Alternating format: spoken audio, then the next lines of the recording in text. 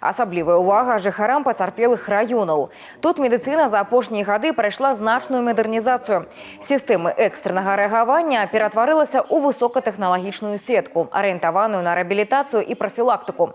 На гэты час у рэгіёне функцыянуе 240 арганізацый аховы здароўя, якія забяспечваюць доступ да медыцынскай дапамогі ў гарадах і сельскай мясцовасці.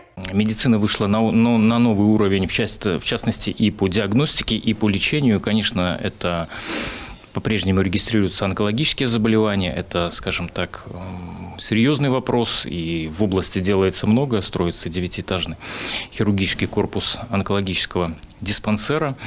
Он получит и в дальнейшем свое развитие. Ну и также по разным направлениям работает Республиканский научно-практический центр радиационной медицины и экологии человека. Говорили таксама і пра ролю Гомельскага медуніверсітэта. Гэта не толькі навуковая дзейнасць, але і каласальная практычная дапамога. Тысячы выездаў у пацярпелыя раёны, масавыя скрынінгі і стварэння рэестраў назірання. Спецыялісты універсітэта навучыліся выяўляць паталогіі на самых ранніх стадыях.